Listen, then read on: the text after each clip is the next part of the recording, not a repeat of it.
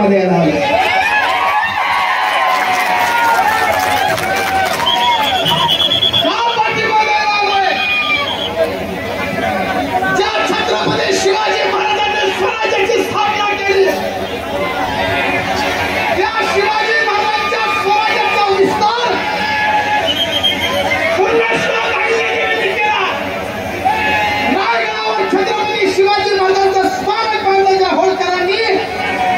त्या होळकरांचा वारस आणि आज जर माझ्या बांधवांची अन्याय होत असेल, माझ्या बांधवांची हत्या होत असेल, तर मी सच्चा आणि खरा धनगर म्हणून माझं कर्तव्य तुमच्या दुःखात सहभागी होणार।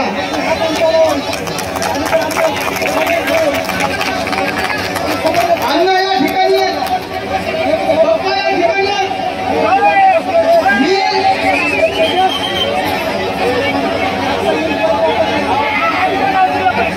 लक्ष्मण हाके साहेब,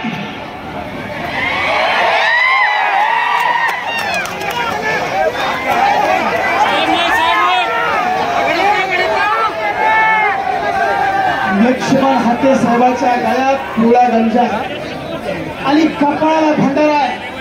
भंडारा हे धनगराचं नाही तर महाराष्ट्राचं प्रतीक आहे। पिवळा भंडारा, भंडारा म्हणजे पवित्र आहे। आणि लक्ष्मण हाके साहेब, तुम्ही कपाळाला भंडारा लावला आणि पिवळा गंजा घालून जर या महाराष्ट्रामध्ये खोटं बोलत असाल तर अहिल्यादेवींच्या विचाराचा वारस हा खरा धनगर। माझी जबाबदारी होती की आता येऊन बोललं पाहिजे आणि या महाराष्ट्राला खरं सांगितलं पाहिजे। तुम्ही पण धनगर आहात, मी धनगर आहे। मातोश्री पुण्यश्लोक अहिल्यादेवींचं वाक्य, माझ्या राज्यामध्ये मुंगी सुद्धा उपाशी मेली नाही पाहिजे। अहो इथं माणसं मारली हो। अहिल्यादेवींनी सांगितलं ना मुंगी नाही मेली पाहिजे। माणसं मेली आमचा संतोषानं गेला, सम्राट सोयरांची गेला, गेला। अरे किती माणसं जाऊ द्यायची हाके साहेब, तुम्ही आज बाजू मारेकरांची घेता।